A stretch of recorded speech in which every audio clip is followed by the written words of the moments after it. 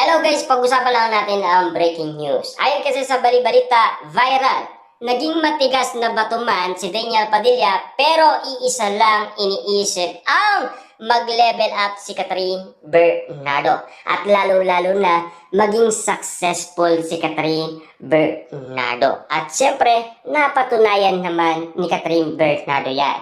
Unang-una, sa A Very Good Girl, lalong-lalo na sa Hello Love Goodbye, Hello Love Again. At lalong-lalo na, siyempre, masakit man tanggapin para kay Daniel Padilla, iisip pa rin siya na para lamang sa successful ng kanyang jowang si Catherine Bernardo. Na alam niyo naman siguro, masakit yan para kay Daniel Padilla na makita si Catherine Bernardo may kasamang iba ang showtime niyang si Catherine Bernardo. Pero tinanggap niya na hindi siya selfish at pinagbigyan niya ang isang Catherine Bernardo. Kaya nga naman kasi unti-unti siyang nakilala. Pero ngayon, iniisip ng karamihan, nasaan na ang level up ni Catherine Bernardo sa bago niyang teleserye. Ang katunayan niyan, wala na sa mood si Catherine Bernardo.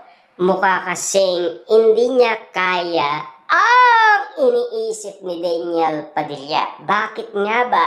Gusto niya na kasing magpakasal. Lalo-lalo na kasi ang pinag-uusapan, gusto niya nang magkaroon ng anak. Kaya nga naman kasi si Daniel Padilla, gusto niya nang maglaylo bilang artista. Kung mapapansin ninyo, mga ilang araw, si Catherine Bernardo hindi lumitaw sa kanyang pag-promote sa nasabing bagong teleserye. At ang iniisip lang ng issue, takot daw si Catherine Bernardo, baka daw matanong tungkol kay Mayor Mark Alcala. Hindi yun ang tinutukoy ng mga PR ni Catherine Bernardo, lalong-lalo na ang mga staff ng ABS-CBN.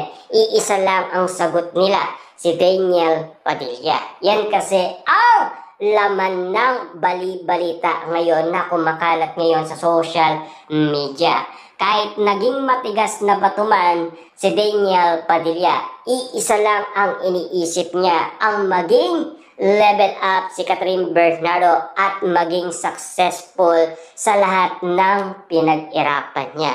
Kasi tumulong si Daniel Padilla para marating umano ni Catherine Bernardo ang gusto niyang marating. At lalong-lalo na kasi sinamaan ni Daniel Padilla si Catherine Bernardo kapag siya ay naiirapan. Lalong-lalo na ngayon, iisa lang ang iniisip ni Catherine Bernardo, ang balikan ang isang Daniel Padillang tumulong sa kanya kung papaano siya nakilala ng maraming tao, lalong-lalo na ang mga Katniel Fans Club. Na alam niyo naman siguro 2025 namatay na ang founder ng nasabing Katniel Fans Club. Na alam niyo naman siguro, nag-attend si Catherine Bernardo at Daniel Padilla sa nasabing burol ng nasabing leader ng Katniel Fans Club. Na alam niyo naman siguro, ang balibalita noon, binibigyan ng negosyo ni Catherine Bernardo at Daniel Padilla. Kaso nga lang, ayaw niyang kunin. Ang gusto niya kasi makita lamang si Catherine Bernardo at Daniel Padilla masaya at nag-iibigan. Okay na siya doon sa kinikilig siya dahil makita lamang sila Daniel Padilla at Catherine Bernardo sobrang saya dahil sa kanilang kasikatan at tumulong siya.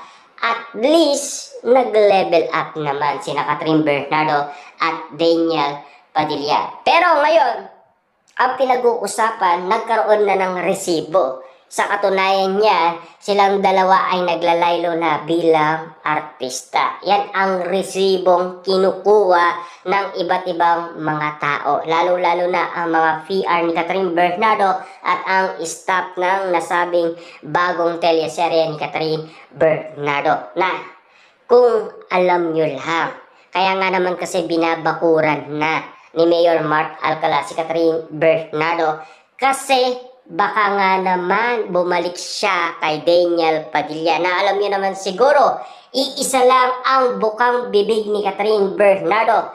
Si Daniel Padilla pa rin ang iniibig niya, hindi ang isang Mayor Mark Alcala. Kung bakit nga naman kasi walang pag-amin galing kay Catherine Bernardo. Magkaiba kasi ang sagot ni Catherine Bernardo noong tinanong siya dahil hindi pa naman sinasabi ng ABS-CBN magkakaroon ng panibagong movie ang Katniel. Ganito yan. Ang sagot ni Catherine Bernardo, okay naman ang love life niya. Pero nung napag-usapan na ang tungkol sa project ng Katniel, magkaiba na ang sagot niya.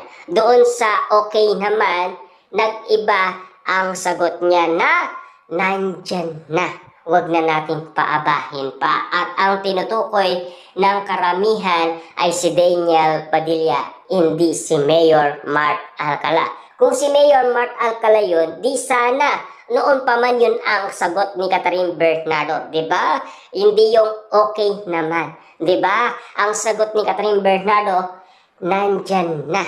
Huwag na nating paabain pa. Diba? Kasi nandyan na sa piling niya si Mayor Mark Alcala. Pero bakit pa iba-iba ang sagot ni Catherine Bernardo? Nagtataka umano ang mga netizens at mga Delulu fans. Nalilito na sila kay Catherine Bernardo.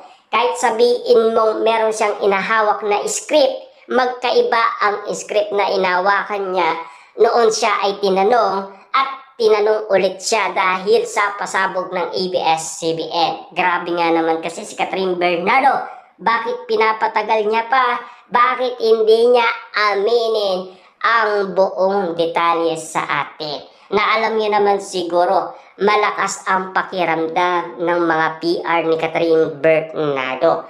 Na alam niyo naman siguro, bet na bet pa rin ni Catherine Bernardo si Daniel Padilla. Pinag-usapan ito noong 2025. Inala kasi nila na hanggang ngayon ay mahal pa rin ni Catherine Bernardo. Kaya nga naman kasi ang mga tao, anong say mo, Carla Estrada? Hanggang ngayon, loves pa rin ni Catherine Bernardo si Daniel Padilla. Na alam niyo naman siguro, malayang-malaya na sina Catherine Bernardo at Daniel Padilla sa iisa.